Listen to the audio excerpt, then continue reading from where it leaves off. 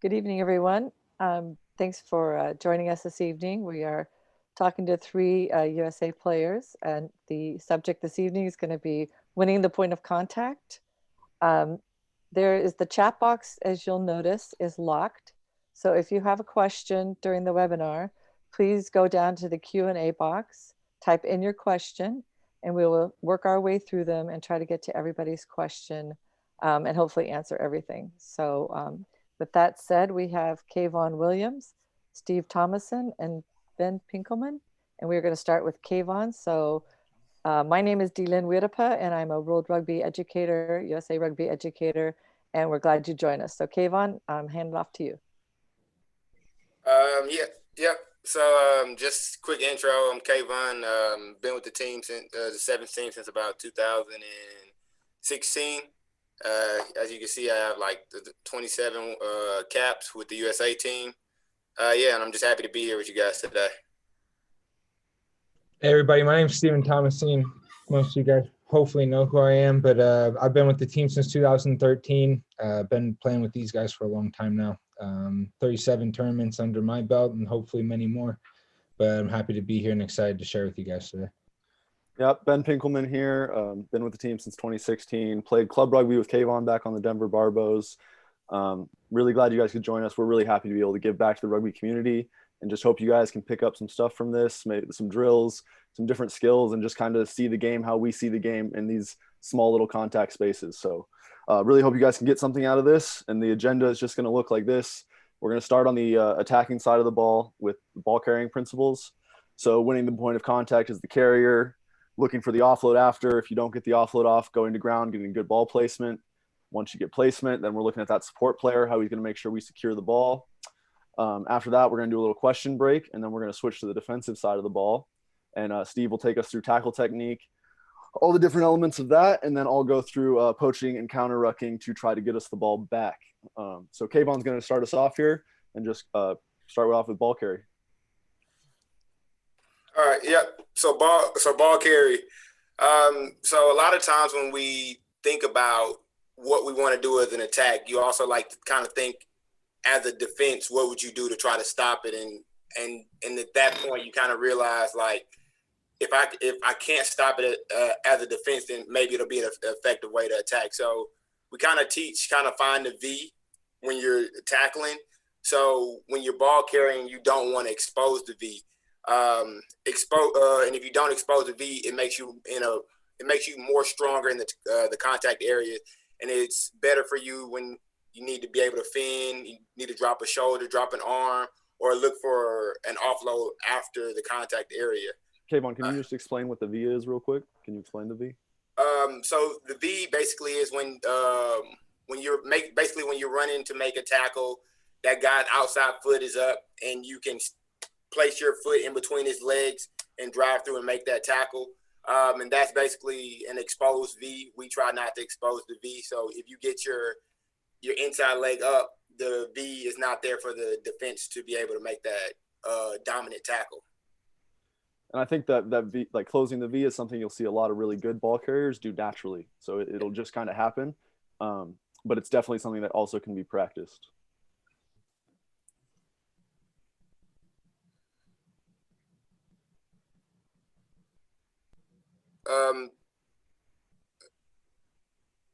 All right, so inside this drill right here, we have the guys on the edge pass the ball back and forth. You got a guy basically on his knees making a tackle. This is not at a very high speed at all. This is just simply trying to practice the technique of getting your inside leg up so that you're able to be on the other side of contact. So you're in that strong, dominant position when you go into contact. So if you see this guy right here, he gave him the inside leg, and now he's able to get around. He got that leg around, and he's able to get on the other side of contact, and it makes it where he's a lot stronger in the contact area. Yeah, so when they get when you get your inside leg up, you close off them getting to your hips. If they get to your hips and legs, that's where they're going to slow you down. So if I can get my inside leg forward and get them away from my hips, now I can power that outside leg through. You'll see it good in this first clip and in Carlin's clip near the end. But they do a good job of getting that outside leg, overemphasizing it to get it through, and then they can power off that step. So they kind of swing it around. This is a really bad example here. He lets him get into his V, and you can see how easy it is to get to his hips. That's not a great rep because he doesn't overemphasize his outside leg. This one from Carlin, he gets his inside leg up and then powers that outside leg through. So if this was live, he'd be able to go through even further. And then we take that to game situations.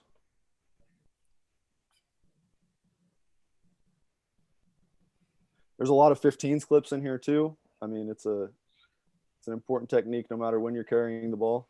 Universal, yeah. See that outside leg, how it swung around and powered him through? Keeps him away from his hips.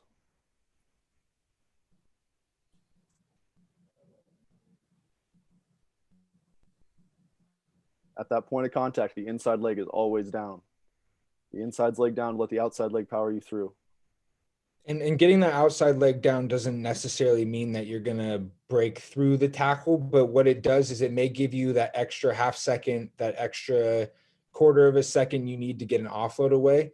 Because we know how difficult it is to offload when we get a really good chop on our legs and you go straight down. So those videos kind of show you how it's great for breaking tackles, but also for just giving yourself a little bit more time to get an offload away.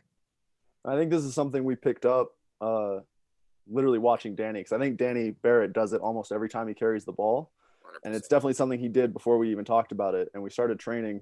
But if you go back to the 2016 Cup final that the boys won, even that one, he has his inside leg down. And then as he's going to set this up with timing, the point of contact, his inside leg is going right into the defender there. So if we play it back, you can see how he's going to plant that foot right at the point of contact, and there's no way that guy's going to get both his legs wrapped up or get to his hips. Mm-hmm. He's able to easily shove him off.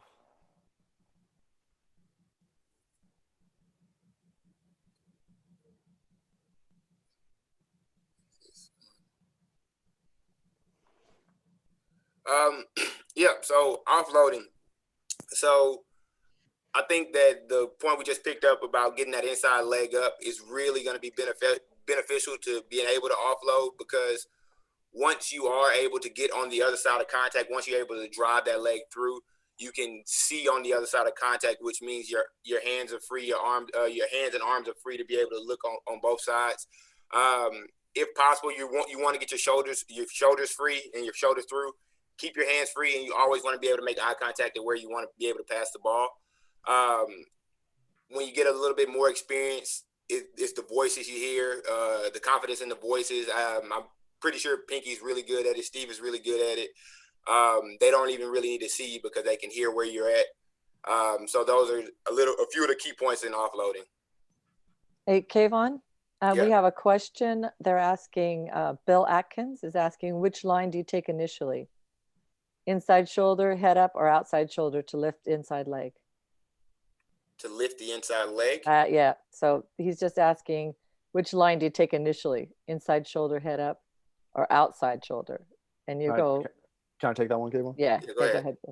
Yeah. So you're always going to use your footwork to try to break down the defender. I don't think there's necessarily an initial line you have to take. You're deciding where you want to go, and then you're getting your inside leg up. So if I'm squaring up a defender, I try to break him down and go left, I need my right leg forward initially. If I try to go left, or if I try to go right, I need my left leg forward initially. I don't think there really is an initial line you're aiming for. And whatever initial line you take, that doesn't matter as much as making sure you get your inside leg down to close them off from getting into your space. I don't think there's a right way to do that. I just think there's a right way to stop them from interfering with your space and getting in tight to you. Thank you. Hope that makes sense. Go ahead, Kayvon. Okay, yep. So in this offloading drill, you can go ahead and play it, Pinky. We can just play as we're talking. But in the offloading drill, it's basically like the next step past the drill we just did, and you're taking that ball into contact. You're trying to get that inside leg up so you can get around on the other side of contact, and you're listening for your teammates. Your arms are free, and you're looking to make eye contact so that you can make a great pass. This is a really good example. Play it again. we get the inside leg up, get around. He sees where he wants to pass, and we're able to make the offload. And I'm just going to explain this drill real quick for anyone who wants to use it. It's just 3 attackers set up, a guy passing into the ball carrier, and 2 defenders, a tackler right on the ball carrier, and 1 guy is on the left there, and we're calling a color cone for him to go around. So that's manipulating the defense to determine whether the offload is on or not, whether there's enough time to get it away. So then there's another attacker outside the ball carrier. He's just doing exactly what Kayvon said, and then looking for support. But that manipulation of the defender is what gives us the picture on whether the offload is on or not. That one probably wasn't on, but we still got it away. Play the skill, not the drill. Couple different game examples.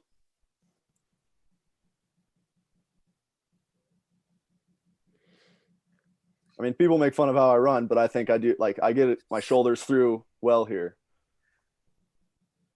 I'm able to get my shoulders through the contact, and it makes it a lot easier to get that ball away. Yeah, you got long limbs. You're able to get the ball. You just got everything over the other side of the contact line, so it made it a lot easier. I think the point that Pinky just made about getting your shoulders through is extremely important, because I think a lot of the time we have a tendency to want to like see the offload before the contact is made. So we start to kind of almost throw the offload as we're getting hit. And it's just so important to make sure that you get that leg down and get through the first part of the tackle before you start to offload. That way you don't risk any kind of little knock-ons or something like that. Another great offloader. You got Danny here, just going to beat his man. Gets his hands back on the ball, gets his hands back free, gets both hands back and gets it away. No point in throwing one-handed offloads if you don't need to.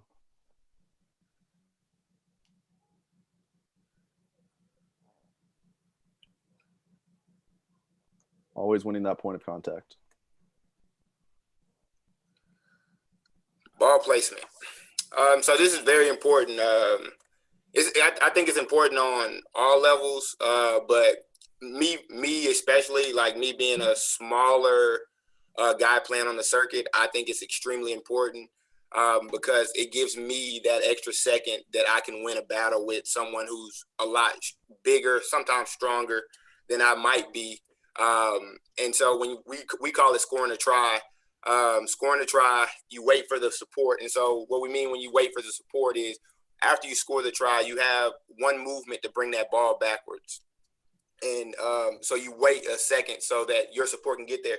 And it's almost simultaneously as you feel your support coming to clear the ruck, you're placing the ball backwards. And that way it just gives you it gives the defense a less chance of being able to steal the ball.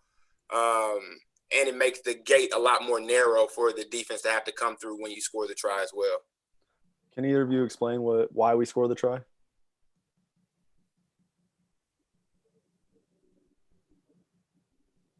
No? Go ahead. I was just going to say, to protect the ball, like you don't want to, if you need to be on top of it so it can't be an easy jackal, right? So you got to be protecting all sides of it. You don't want to land on one shoulder or on your side or on your back, because then it's easy for the defenders to get their hands on the ball. So when we score that try, we cover it up completely, and then we wait for that support, because if we turn too early, if I go to place it too early, it's still that easy jackal. Yeah. So you stay on top of it, stay protecting it until your support is there to break any defender that's there. So you're basically talking about body position and making sure your body is protecting as long as possible, right, Ben? Yeah, protecting the ball for as long as possible. That's what we want, right? Like we just don't want everyone to stay away from that ball. Don't let any easy access to it. And this is kind of a rugby 101 contact concept. It's one that all the coaches probably across the US teach in terms of scoring the try and landing on your front. But as you grow in the game and play higher and higher level stuff, it becomes more and more important because things happen so fast. So although this is a really, really small micro skill that we work, it's really important to maybe keeping 1 or 2 more balls a tournament. And I think the thing that gets lost from this like grassroots level is the patience there to wait for support. I think people get so caught up in placing it back right as soon as they can, get it back is right away. The law says you have one movement, right? And it doesn't give you a strict time period on that movement. So if you can wait, if you're a little bit isolated, hold on to it for a little longer, wait for someone to get there and then place it back. Um,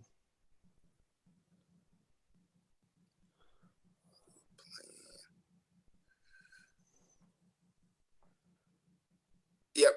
So in these clips, you can see it's all of these are variations of the exact same kind of drill where we're trying to run through contact. We're trying to be dominant through contact, and we're continuing to drive our feet. We're continuing to try to stay on our feet as long as possible, because the longer you stay on your feet, obviously, it gives you time for your support to get there. And once you can feel them there, you can hear them there, you want to lay down, score that try, wait that second so that your teammate is able to ruck over the ball, and you're able to place the ball backwards, protect the ball, stay on top of it. Yeah, so if you're watching it, I just want you to think about what he could have done better in this rep and what he did well, because there's going to be some reps later on where I think they're better examples actually of what we were just talking about. But in this rep, I think you can just really tell how the patience would have helped him.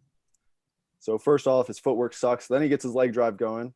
He doesn't get his inside leg up on the initial contact, but then once he gets through, he gets his leg drive going. He goes and scores the try well, but then you can see how he turns a little bit too early, and it gives Matai something to hold on to. If he would have waited a little longer for the clearer to go in and hit that, then it would have been a lot easier for him to place the ball back and for our clearer to get rid of that defender.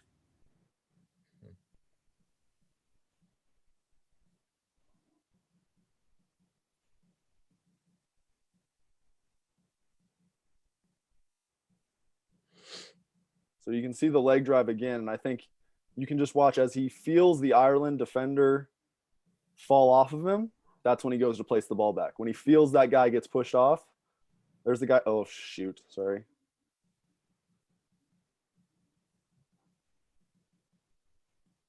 So the guy's landing on top of him. When he feels that guy get pushed off to the side, he goes to place the ball back. So it kind of is a flowing thing, I think. As that guy's leaving your body, you go to place the ball back. Mm-hmm.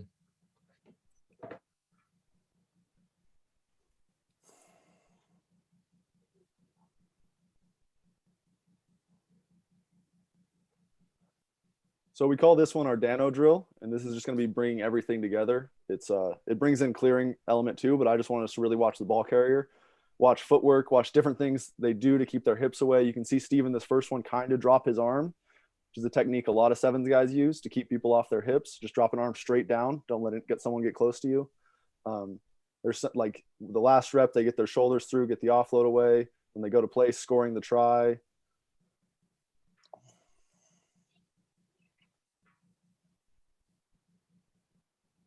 That's great patience there. Scores the try, waits a half second, puts it back. Shoulders through, get the offload away. Just a nice little drill for continuity and to have support. Oops.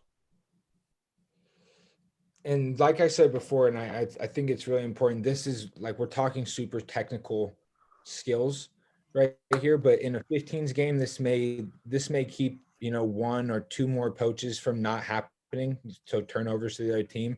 And in a sevens game, we're talking one or two less turnovers a tournament, which with the level that sevens and 15s has gotten to now, that's really can be the difference between winning a game or not. So it is super technical. It is very micro scale, but when you add them all together, it produces a really good product that you can look back on when you look back on film and really dissect. I 100% agree. If you go, like Steve said, you go back and look at film, the times where balls are getting poached or taken away are the times where we aren't doing the technical things right, when we're not strong in the contact, when we're exposing the B, landing on our backs, giving the defense time to get onto the ball, not being patient. Those are definitely the times.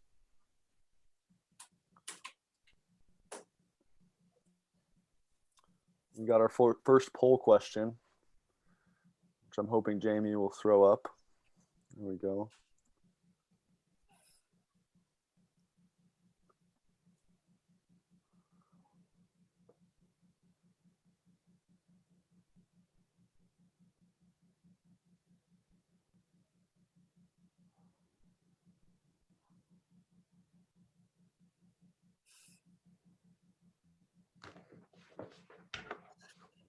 What's tight run? I mean, both answers are kind of right. Yeah. Yeah. What's Yeah, the best right answer, right?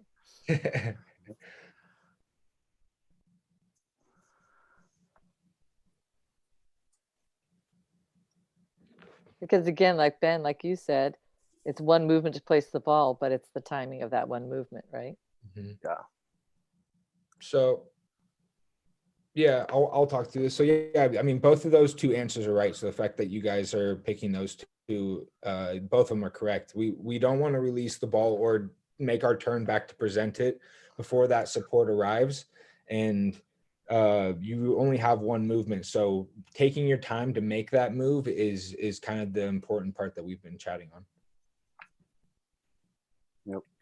And we would hope that our support is there so we can make that movement. I guess that's what we always want our support to be there. So yeah, that's definitely why that answer should be right.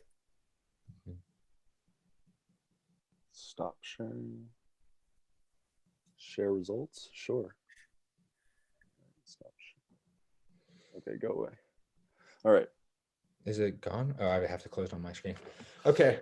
So now you guys are with me. We're talking a little bit here about the supporting player, and we've talked about it briefly already combined with the ball placement, but now we're going to go into a little bit more depth. And so when you're a supporting player coming to hit a ruck, there's a few things that you have to assess. You got to assess the body position of your ball carrier on your team and the speed at which the defender is either tackling, or if there's someone going in for a poach, how quickly they're going in. So the first point we have here is early latch. And what we mean by that is if Ben's carrying the ball into Kayvon, and let's say they hit each other up high and they're driving a little bit back and forth, it's now my turn to make a decision on whether I want to let Pinky keep running his legs and get himself to ground, or if it's my job to connect to Pinky, what we call a latch. So to latch onto Pinky and drive him and help him get to ground. The second point, and really the most important point of being a supporting player, is winning the height battle. And it's aiming for that window. So what you see in this picture here is the guy, the French team is presenting the ball, but you can see that their supporting player has cut into the window that I think that's a Welsh jersey that the Wales player is providing. And what we mean by window is the window is that space between our ball carrier and the guy who's going for the poach. And a lot of times that window is going to involve their arms. So if their arms are going for the ball, that's what you're going to be looking for. And then the last one is grab levers. And what we mean by that is grab something that to help you support yourself. And if you can even grab levers of guys on the other team to keep them from counter rucking. So in this picture, he's got his hands on his guy, and that's what he's using as his lever. But there's nothing to say that he also couldn't reach out an arm and grab that guy's leg to make it harder for him to counter ruck. Okay, Steve. So I guess what you're saying, latch would be the contact. Yeah. Am I saying that right? And then Yeah. the lever would be whatever body part or whatever you can grab onto to secure your position. Exactly. And what that does is what we'll go into with the key laws is it maintains your body height. So if Ben's going over the ball and I'm going to clear him out, what I can't do is go straight onto my hands. And that they call it off your feet. It's being called way more in today's game than it was previously. So it's become a focal point of everybody. But maintaining body height is extremely important. And then obviously coming through the gate, that's rugby 101 stuff. I'm sure all you guys teach it, but we know that we have to keep our hips square when we're coming into the contact, no coming from the side. And so let's roll into the clips now. Yep.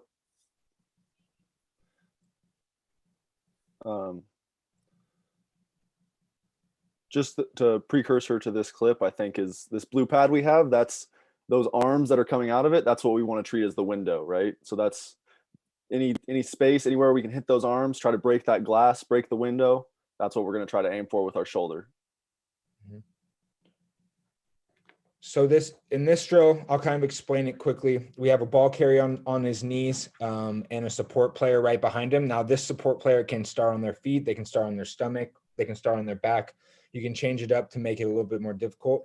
But Naima, the one holding the pad here, his job is to close that window as much as possible to make Mikey work to get him out. So like Pinky said, those arms that you see coming down over his legs, those are what we're calling the defensive poacher's arms. So we need to get in between that space to clear the ball out. And that's, if you go to the other side of the ball, the best defensive breakdown players in the world, aka Ben Pinkelman, who we have in this meeting, they do a really good job of making sure that there's not very much space in that window. And so that's why it's such a focal point to hit that little space and find that. Because if you guys know, if you hit somebody in their back while they're over the ball, it's extremely difficult to move them.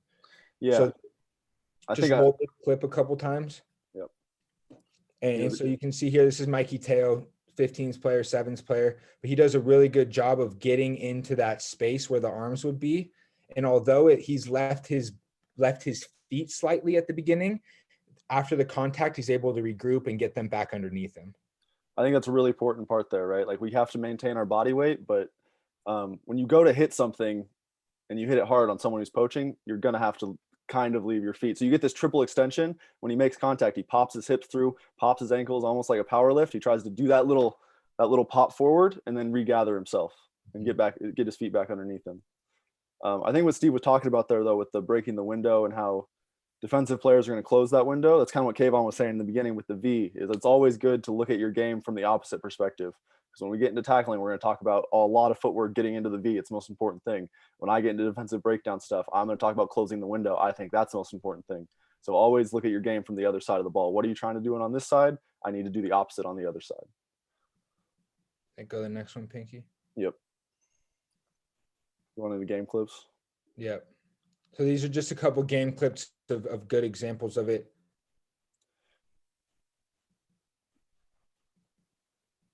So you can see here, Garrett, the guys in the defender in this one's in an awkward position. Roll it back, Pinky. But Garrett Bender does really well here is he gets into that window, and although he loses his feet, he's able to then reset. And that's a rule that is sometimes misunderstood, is that when you go in to make contact, like Pinky was saying a few moments ago, you can slightly lose your feet, but you have to regather them quickly. And that's that first clip that he shows a really good example of that. Yeah, make sure you clear the threat. If you're clearing a threat, you'll be all right. You can see a great window clear there. See, and same thing here. Yes, Nate Ebner in that clip loses his feet, but he's made contact before he loses his feet, which makes it legal. You can see how his shoulder's just underneath his head, and that's winning the height battle. Get your shoulder just underneath their head. And clearing the threat is clearing the ruck and just making more space. Yeah. The threat is any defender that's trying to go for your ball. Right. He's a threat. You got to clear him out of there, and you have reign to do that. And if you go to hit them and then regather, you'll be all right. See, great clear by Zach there. And the same by Maka. So you see with that one with Maka, this is an interesting one because this happens a lot. Can you replay that one? Yeah. For that last one? Yep. 1 second. Oh, you're okay. So we rewind it even a tiny bit more. So Maka's dealing with the distraction right here. There's someone in his way. He shoves him out of the way and then gets back on track. And you can see once Maka's ready to hit the ruck, how quickly he drops to that body height and keeps his back pretty flat and finds that window. It doesn't do us any good if when we're going into a ruck, if we stay really high, we at some point, and it's the same with tackling, you got to drop your body height to get to that same level so that you can hit it straight instead of maybe coming down or even up. And that's what but when I'm going to talk about leverage points later, this is kind of what I mean too, is he's getting his head underneath that guy's chest. That's a leverage point now. Now we can move up from there. We can go back, be the plane taking off as we go forward because we started with that underneath leverage position. And then just roll the rest of this clip, Pinky. The last one in this set is really good as well. I think it's Maka again.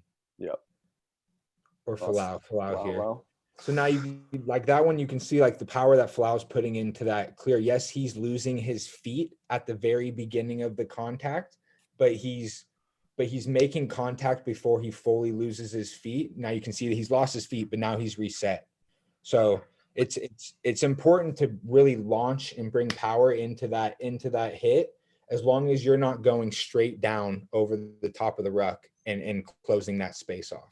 Would you say, Steve, that it's kind of about like dominating that contact point? The refs don't really call off your feet or off on your hand or off your feet when you dominate that contact point, and you're able to. Obviously, the ball is away well before we're able to reset. But if you can dominate that area in the beginning, then it most likely won't be called. Yeah, that's a good point Kayvon's making. If you can take the decision making out of the ref's hands, you're doing yourself a huge favor. And that's what I was saying with how much power those last couple of clear outs had, both Folau and Maka, how much of a launch that they put in and how quickly they were to get their weight back underneath their feet. I think that getting their weight back under their feet, that means it shows they were under control, because that's what referees want to see, right? Like, they don't want dangerous play. They don't want you flying in, like Steve was saying, at this angle, and they also don't want you out of control of your body. So being that controlled aggression, launching yourself, regathering yourself, showing that you're in complete control of the situation, you're not doing anything dangerous, I think that's also really important for the referee to see. Mm-hmm. That's the same ones. Go forward. So, Delyn, we got a question break. If there's any questions, or have you been pushing them out as they come through? I've been pushing them as they've come through. There's been a couple right now, but everybody feel free to type in your questions, because now's a really good time. Any kind of language or clarification of what they're talking about would be a good time to ask. Yeah, and if you guys want to ask really specific questions, now's the time to do it, because we'll be able to kind of break down technicalities and stuff like that. Right, and it, like you guys were saying, especially it's perception to the referee, isn't it? Yeah, absolutely. Kind of like what you're presenting is very clear, and to bring it down to grassroots or to youth or anything like that, it would just be make sure you maintain your body position, keeping your feet going over strong, but maintaining that not up and over like you were talking about, Steve. Mm-hmm. And I think that's an important discussion to have with referees and small unions and wherever you are is what pictures are you looking for? Because we talk a lot about in pictures, our attacking reads and defensive read are pictures. And referees work in a lot of the same language as that. They're looking for breakdown pictures. They're looking for certain things that are going to make them blow their whistle. So understanding what those pictures are and what's going to get them to blow the whistle, then you can start to work around that. I don't think that's bending the rules or like trying to be cheeky. I just think that's understanding what the official is trying to do and being able to work around it. Okay, we do have a question, guys, from Alema Fitzamanu. Sorry if I'm butchering the last name there. It says, can you make a tackle throwing a guy down and not go to ground with him, then poach the ball? I think that's a pretty easy answer. Absolutely, yes. You would be called the tackle assist in that situation because you aren't also going to ground. So anytime you're part of the tackle and your knee doesn't go to the ground, you're the tackle assist, which means I can take the guy, throw him to the ground. I still have to show a clear release. I can't have my hands on him at that point, but then I can go back for the ball. When we get into the clear release is very important. When we go into that's the poaching, part I was going to we'll say. get into that. Yeah. So once you become tackle assist, you have to show your hands, show a clear release, and then you can go back for the ball. That's kind of like my favorite way to tackle, especially like me playing from sweeper. You got people like Ben and Stevie that make those chop tackles right there, and maybe they don't get the guy down right away, and I'm that guy just to kind of help bring them down, and you just pull them down, show that clear release, and jump right onto the ball. Okay, guys, we have a couple more questions. Elwin Monroe, how do you overpower bigger players in the ruck? And Kayvon, you probably answer that one good. Yeah, so overpowering bigger players in the ruck. A lot of it has to do with something like Pinky said, is like leverage, and Stevie said the height battle. What you'll find is a lot of these bigger guys, they can't get as low as you can. They can't when you're going into those rucks and you're trying to win the rucks, they can't get as low as you can. So if you can win the height battle, like Stevie said earlier, you'll be in a really good place. The height battle is everything when you're smaller down the circuit. And even when you're already established at the ruck and you're waiting on your 9 to come play the ball away, those bigger guys like to come look at you. They like to come take a shot at you because they do see a smaller guy on the ruck. And when they come in, they're looking for that window. And if you can get lower than them and close off that window, they won't have a shot. And I just want to look at that from the other perspective real quick. As a bigger guy, it's also because you hear him saying that, when we look at it from the other side, then again, I want to focus so much on my flexibility and my ability to get low, because I'm not going to be able to rely on my size and power. I need to be able to get lower than even the littler guys. So yeah, both sides, I think it's really important. Height battles everything. Great answers, guys. Really great. We have another one, Stephen Valario. He says, going back to scoring the try, positioning for that, considering the new emphasis on quick play and ball release, has this changed anything for you on the scoring a try approach? Stephen, you want to answer that? Yeah, I was just trying to think through it because it's a good question. No, I don't think it changes anything for us. In the end, if especially in sevens where we like to play as fast as possible, the quicker that second guy coming to secure the ruck is there, that really determines how fast we get to play. It's not so much about the guy hitting the ground and playing the ball back as it is that second guy coming. Because what we were saying is you're, as a ball carrier, when you hit the ground, you want to take that little half second to wait for your guy to get there. Well, if Ben gets tackled and I'm right on him as soon as he hits the ground, I've already taken that decision-making part away for Ben in terms of him having to wait. And I'm taking the decision-making part away from the defender because I've beaten him to that space. And that's how we keep the ball moving fast. So the kind of, what would you say, ideology of us wanting to play faster as a world game in general doesn't really apply too much to this specifics.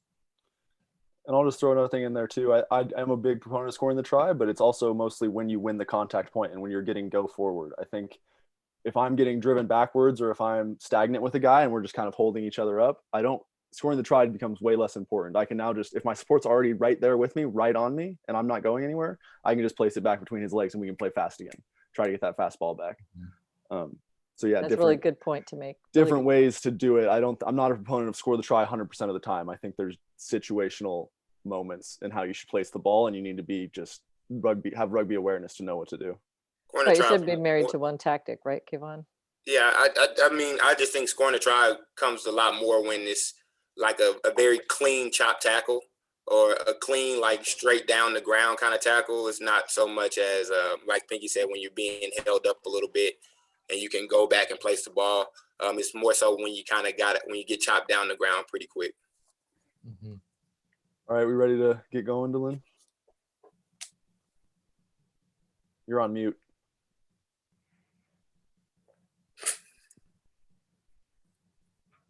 Dylan, you're on mute. Oh. Yeah, I'm sorry about that. I had someone call me at the same time. Oh, all Oops. Good. Is there any more questions? Yes, we have Joseph Rasmus. There says, do you emphasize anything like hips pass the ball at the breakdown to produce a quicker, cleaner ball for the halfback, or dummy half? How do you train for that? What was the second half of the question? Yeah, I'm not sure I understand. It's like, say it one more time. Do you emphasize something like hips pass the ball at breakdown to produce a quicker, cleaner ball? And if you do, how do you train for that? So I'm not really sure I understand the question. Maybe my hips are rarely ever through the ball because I'm more kind of longer when I'm in the ruck. So I think that just comes down to the skill of being able to, of the nine, being able to maneuver between the legs and get the ball away. We're not really concerned about how far the guy rucks past the ball. We're just more worried about securing the ruck. And if we can secure the ruck, it's the nine job to get the ball out of there. I think there's a sevens versus 15s difference there too. I think in sevens we're more concerned about securing the ball and making sure it doesn't slip out the back, because if it slips out the back, now they're rushing us again and they might go get the ball. In 15s, you're trying to produce that fast ball and it's really unlikely that they're going to jump through or be ready to come through on a little ball that slips out.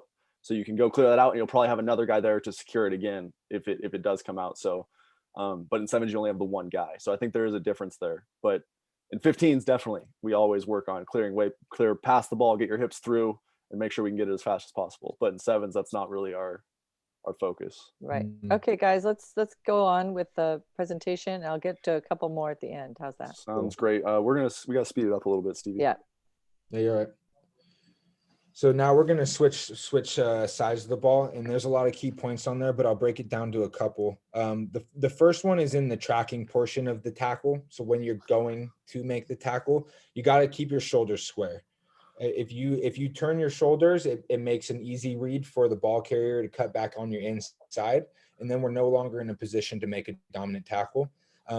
With your eyes, what we put down here is watch the waist, and I think that's really important. As if you play basketball growing up, it's kind of something similar. You're looking, the hips will tell you where they're going to go in the end because their legs will follow. When it comes to footwork, once you get to that position where you're going to make a tackle, a lot of the time we have a tendency to patter our feet and get a really wide base. What we want to make sure we do is chop our feet, but keep our feet underneath our body in a position where we can go any direction quickly. Because you know how it is. You may think the tackler is going on your outside and he could quickly step back on your inside. If we have a wide base, we're not able to move as quickly. And what we said earlier in the presentation on the attacking side, we're saying it here again. We want to get our foot into that V, and that's just the space in between their legs that they create while they run. That's really important because if you shoot for anything, if you shoot for their back leg, they're gonna continue to move and you're gonna miss them. So getting your foot across their body and into that V also gets your chest in front of them. And then the most important thing that I think about when it comes to tackle technique is disappearing. And what we mean by that is when you come into a tackle, you want to stay high. But as soon as you get into launching distance, you got to drop your body height to avoid getting fended or to get yourself in a position where you're hitting legs and getting into that chop tackle position rather than kind of hitting upper body. And then the last part of the footwork is following through with your steps. You don't want to make a hit and then just fall backwards because then they go forward. You want to keep the legs driving. And then when it comes to your shoulders and arms and the tackle technique, thigh level. Go ahead. Nothing, just typo. Should be thigh level. Oh, I said no. The one that I find the most important is boxing hands. And when you're going into a tackle, getting your hands in here close to you and then shooting them when you disappear not only keeps you from wrapping your arms outside and getting your shoulders in a pretty compromised position, but you're, like I was saying, when you break down, you want to keep your feet under your body. When you break down, you also want to have your hands ready to go, because if I'm tackling Pinky and he throws out a fend to me and my arms are by my side, I'm not going to have enough time to get them up to swat away his fend.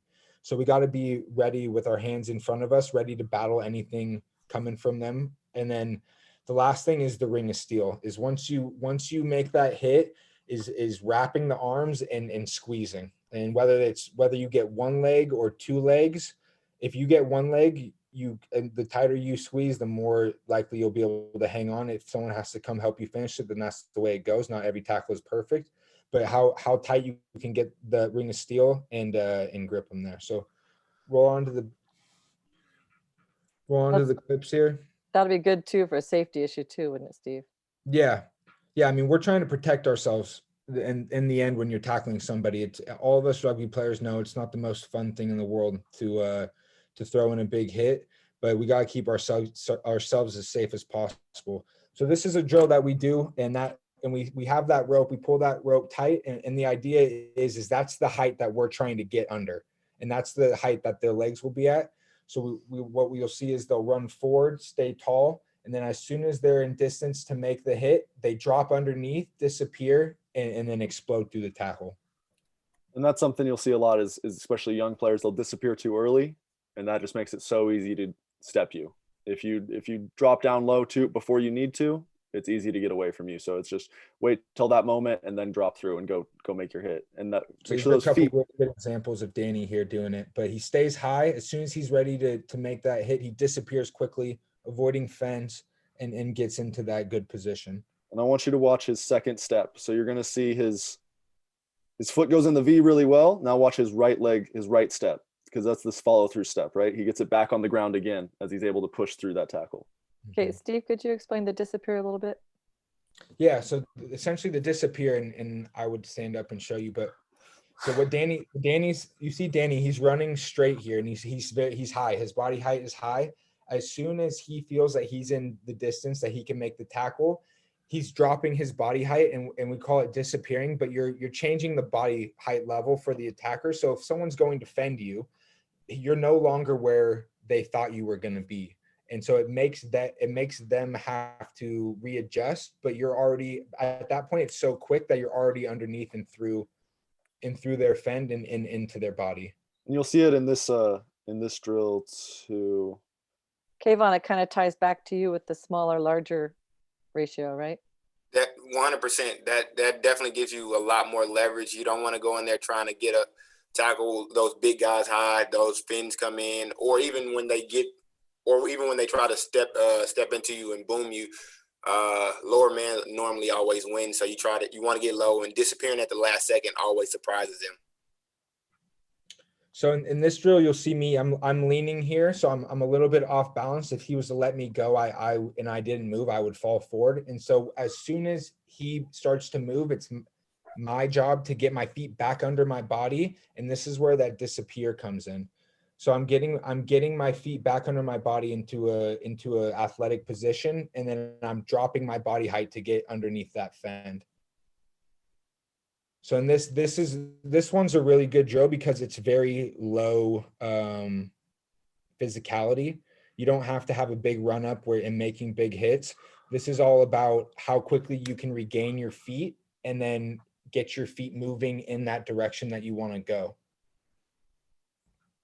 So you can see my left leg gets into his V, and because we're working on a pad, I'm not driving my legs too far. But you see my left foot gets into his V, and then my right, and then we're just following through with that. And this is the same thing that we were saying on the attacking side of the ball when we're presenting or clearing. Like we're breaking this down into a very small micro skill. And so we're working just here on disappearing and getting our feet back under our body.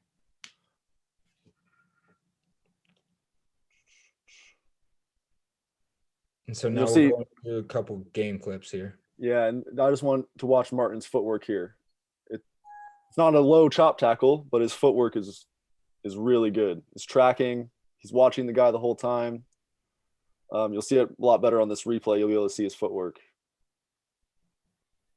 On the next one, you can see him steps into the V and just keeps his momentum going that way. So obviously that what tackle right there isn't a chop tackle. And as rugby players on the defensive side of the ball, we have to be ready to make decisions based on kind of what we see in front of us. So the ideology that every tackle is going to be a chop tackle below the legs just doesn't work that way. We don't play a sport where everything's prescriptive. So in this instance, Marty's made the read to go middle high because he has just made an assessment and thinks it's the right decision, where there's going to be decisions where you need to meet the guy high, or you need to, if for someone like me who's on the smaller side of sevens players, I like to chop a lot of the time because I can disappear quickly underneath guys' fens and get to their legs before they can get to me. So I think go ahead. We see that in this next clip here, Stevie. I think it's just you. It's a quick one, but it's just a get the foot in close, disappear, and you're able to see that chop get around his legs so he can't go anywhere. Here, and Pinky, rewind that because it's a decent chop tackle, but there's one thing, pause it right there. There's one thing that I could have done differently here. Sorry. And that's, if you watch my right foot, my foot that's supposed to be going into the V, kind of watch what it does and where I am. See, my right foot doesn't fully get into his body, so I have to lunge a little bit, and that's a small little correction that I need to look back at that film at that time and make. But in a perfect world, I'm getting a little bit further into his V so that I don't have to lunge and dive so much. But in the end, a chop tackle is, you make it happen however you have to. Okay, so now I'm going to get into poaching and counter rucking. I'm going to try to go kind of quick. So these are my three key principles whenever I'm going into counter ruck: timing and speed, close the window, anchor or handle. Timing and speed, that's up to me. I have to dictate that, right? So whether I'm the tackler, whether I'm the tackle assist, whether I'm an arriving player, I need to dictate when I'm going to get there and how fast I'm going to make that happen. So if I'm tackler, I need to get back to my feet as quick as possible, get there before any arriving player. If I'm tackle assist, I need to throw him to the ground on my terms, like we were talking about earlier, and show that quick release. One thing I like to focus on is showing that release before the guy hits the ground. So if I'm tackle assist, as I go to throw him to the ground, once I know he's going to the ground, I'm going to show a clear release. And then the second he hits the ground, I want to go for the ball. Close the window, like we talked about. I need no space between my shoulder and the ball carrier. I need to maintain my body weight, but I want to be able to get low enough that my shoulder is almost against the ball carrier. So there's no gap for the clearer to come hit. And then my anchor handle, I need something to hold on to that'll leverage me to that point. So ideally it's the ball, right? So if I throw the guy to the ground, show a release, I get on the ball, I go lower my body height, get the shoulder down close to him. I want to find the ball, get my hands on the ball, have that hold me down there. If I can't find the ball, I need to find the next best thing. That's either going to be the clearer's body as he's coming forward. I'm going to drive forward, grab onto one of his legs, or it's going to be the ball carrier himself, and I can hold on to the ball carrier, absorb the hit, and then drive back through in a counter ruck. Our key laws: through the gate, maintain our body weight, and show a clear release. I think those are pretty basic. We'll show some clips here, and I'll real quick, Pinky. When you say show a clear release, does that mean I have to bring my arms way out here, real wide? Absolutely not, Kayvon. Just enough for the ref to see, right? Enough for the ref to see. And I think another little trick that's good to coach is don't go to the side, right? If I go to the side, I have to go further away. If I throw him down and I go to release in front, I show that I've clearly released the ball carrier and I go in front of where the tackle player went down. Now I can pull back onto the ball. Okay. And that's what, if I get hit while I'm releasing, he's going to push me back onto the ball. He's not going to, if my hands are to the side, I'm going to get knocked way out of there. So show that release in any way you can, as fast as you can. And it's just enough for the ref to see, but you don't have to go to the side. I think that's important. That's a really good point. So we're going to start with this little drill is just our hip pops, and that's getting off the ground as quickly as possible. So we want to be a one-man wrecking crew on defense. If I'm making a tackle, I want to be the person that's going to steal that ball. So as soon as I hit the ground, I want to get up as fast as possible. To do that, I'm going to use my hips. My hips are where they're going to drive my momentum. Like there's a rope tied around my waist pulling me up, and I'm just going to practice popping up off the ground. Steve's going to do it here. Just your hip drive. You're not pushing up with your arms. You're not pushing up your chest first, because that's going to be really slow. If I do a push up and then try to get my feet underneath me, that's slow. I want my hips to come up, and then you'll see in this next one, you can control where your body goes so that you can get through the gate, because you're not always going to land in the perfect position. So say that pad is the ball carrier. He's going down like you make a tackle, and he's going to pop to one side and go like you would for a poach, and you're just going to go repeated. Not yet. Now.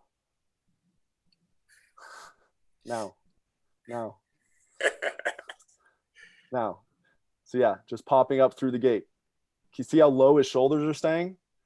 I'm actually in an advantage position if I'm coming up off the ground, right? Because my window's already closed. If I'm coming up off the ball carrier, I can now dictate how big that window is going to get. That's my choice. If I keep my shoulders really low and close to the ball carrier, I'm never giving a seam for them to go clear me out and get underneath me. I can always win that leverage battle.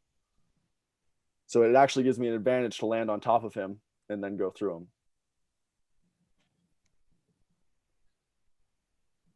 I'm gonna have to bring back the beard. You look great. You're yoked. So this is the same kind of idea. Danny's just messing around because you never know where you're going to end up in the tackle. And then on the go, he pops his hips up, but you can see how Cody wins the height battle there.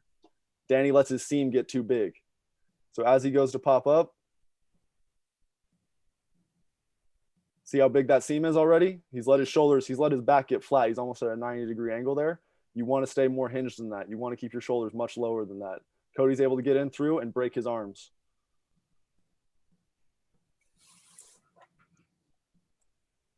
That's a great one from Danny. He ends up falling on his hands, but the way he's able to violently throw the guy to the ground and you see how he showed that quick release and went straight for the ball.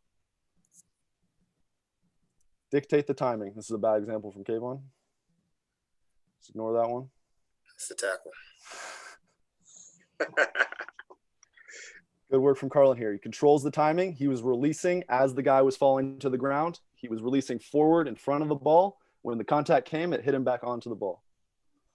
And he has a really good window there. You can see there's no seam between the ball carrier and Carlin's shoulders. And he's tried to anchor himself to the ball. He's just missed. And he's got his hands on the floor, which he might get pinged for. And I think an important point about this is obviously we want to go for the ball and win the ball, but if we can create havoc in that area, that's a win for us in the end. The poaching percentages, Pinky, I don't know for sure, you might know better than me, but for how many poaches we go for, we only may get a small percentage of them. But the idea is to make that area a lot, I guess, discombobulated for the attack, to throw them off. Even if it's just a little bit, it gives us on defense a little bit more time.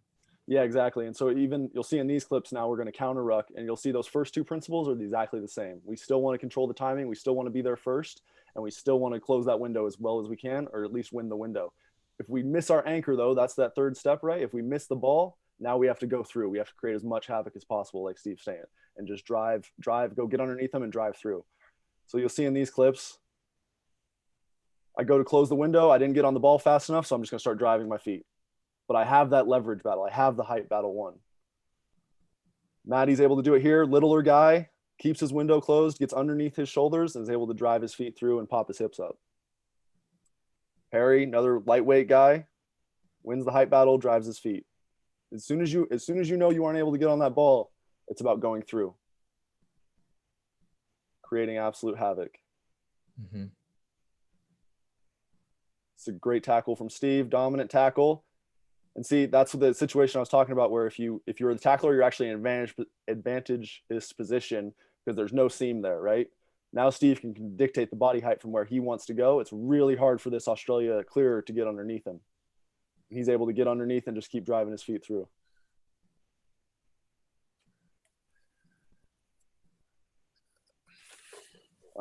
We don't have much time left. Poll question number 2. Do we want to do that, or do we just want to go to questions before we're done? Any last questions? Well, we only have 2 lined up there, Ben. So why don't we go ahead and go to the poll question for fun? Yeah, let's throw the poll question out. And Dylan, you just want to hit us with those questions while they're answering? Sure. We've got, this is what are the best ways to train contact skills when other people are not available? And I think they're getting COVID oriented because there's not a lot of in-person anything right now. So like anything from weight training, etc. But is there anything you guys can think of in COVID times? Probably is what he meant. Tim Denton. You want to each go through a thing? Well, I just think that you guys had perfect examples in there. Those clips of Stevie going through the hip hop drills. Also using that the tackle shield to kind of like use that to pop up off and bounce. Maybe you're not getting contact on the shoulders, or you actually feeling the contact, but practicing those micro skills. When the contact does come, your body's already programmed to be able to do those things after the contact comes. Yeah, that's what I spent so much time on, is just using pads as ball carriers. So whether it's the little pad, like you saw Stevie popping up and down on, that was where I just practiced my speed off the ground and getting a clear release back underneath the pad to get my hands back on it. And once able to do that, then it's about strength. But then also using the big sausage pads that I'm sure you guys all know about, and using that as tackle assist, pulling that down between your legs, practicing your release, getting back on the ball as that's coming down. I think all those form things can be worked on by yourself as much as you want, and those speed things. The strength stuff, I guess it's just I'd say it's more flexibility as much as it is strength. Like you got to have flexible hips to be able to get as low as possible.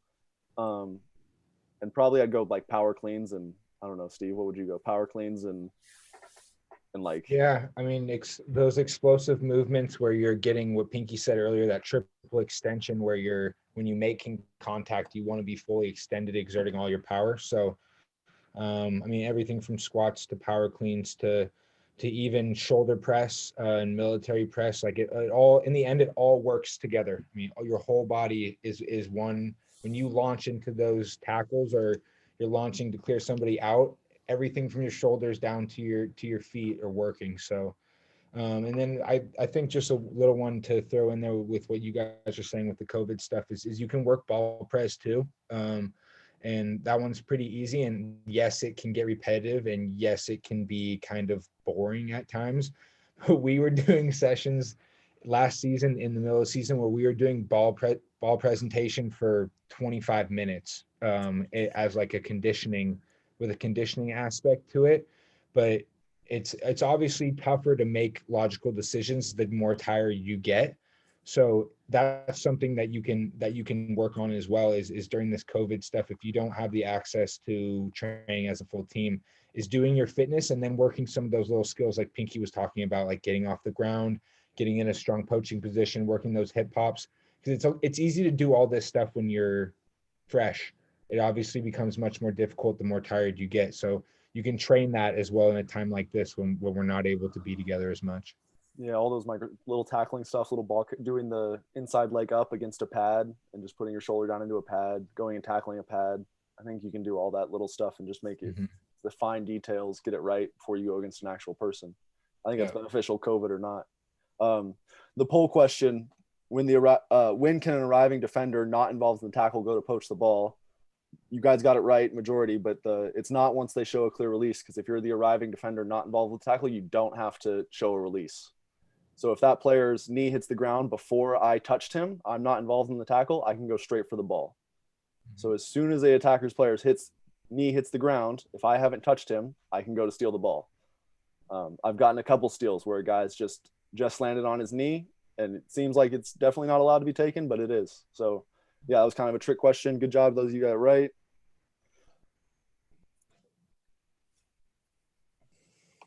Any last questions? I don't see any last questions, guys. I might just suggest with the COVID stuff, any Pilates or yoga, core strengthening stuff wouldn't be harmful either.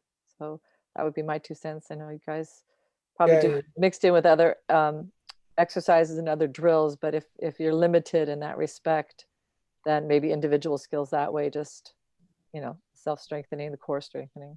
Yeah, now's a time to work on all those little skills, whether it's passing, kicking, tracking, tackling. There's so many little micro skills that this COVID time gives us the ability to work on, because obviously once we get into our full seasons, it's tough to find the time for the little things. So if you can knock those out now, once things start to return to normal, then you'll kind of have that in your bag that you've already done and knocked off those boxes. We do have another question. Stephen Valario what about the question about dropping the arm? He did ask a question earlier. Okay. He's saying, I think if the stiff arm, what did you mean by, I think Ben had mentioned just dropping the arm. Steve, you want to take it? Sure, I'll stand up and show you because it's easier that way. But if I'm going into contact, you can obviously fend like this, but you can also drop your arm here by your side so that when they hit you, then you can either rip or you can let your arm fly off the back. And what that does is gets that whatever hand is around you or arm, it can help kind of free you up. So obviously it's great to fend if we can, but another really good tactic that we've kind of been teaching ourselves and learning from other teams is if you leave your arm right next to your leg, they'll hit your arm and your leg, and then you can pull your arm out of there and it might slightly throw off their positioning. And that's all you need to break a tackle. Because like I was saying earlier, this stuff is becoming, it doesn't matter the age level. It's so fast once you're in a tackle that you're not able to make very many micro adjustments in the process. So even just maybe freeing up a little bit of space with that arm down by your side, you may not even break the tackle, but maybe it gives you that half second to get an offload away or something. We're looking for slight advantages. Do you want to share results of the poll? Oh, sure. I think I already closed it. The results were 7 correct answers. Yeah, there it is. There we go. It is. Okay. All right. I think we've got but that arm bar thing, it just breaks. If we look at it from the other side again, it just breaks the ring of steel. And that's what we want to do, right? Look at what the tackler's trying to do. What can we do to stop that? So break the ring of steel, stop their shoulder from getting into your body. Really hard. It's hard to defend. You can watch, there's a guy on New Zealand, Sevens team. What's his name? Ingshu? Yeah, he's number 3. He's really brought it to the World Series, and he dominated with it for a while. I think a lot of people have picked it up. Being massive helps, right? Yeah, that helps too. Anyway, yeah, I think we've got all the questions answered that have come up. So cool. I really appreciate you guys' time. And we want to thank you for the insight and everything that you share with us, because that's what our game rugby is about. And our community is tight because of the players like you that share your information with the rest of us. So we really appreciate your time. And I want to thank all of the people for attending and coming to the meeting. And hopefully you'll join in the rest of the ones that we have coming up, the webinars. So thank you very much. Thank you to those that showed up. Hope you guys were able to pick something up. Appreciate your time. Yeah, thank you guys again. Like we said, these are all super micro skills. And if you guys have further questions, you guys can find me on social media and ask them. I'm always in for those. So shoot me a message if you guys have any specific questions, technical questions, or just want to know something in general about how we do things. And that goes for everybody, all of us, I'm sure. You can email anyone to get any of the answers. This session is recorded, so the link will be sent out as well. So everybody can take a look and see if they want to rewind some of the drills that you showed and some other things that were very valuable. So thanks again, everybody. Thanks, guys. Do the little things. Bye. Bye, guys. Thank you.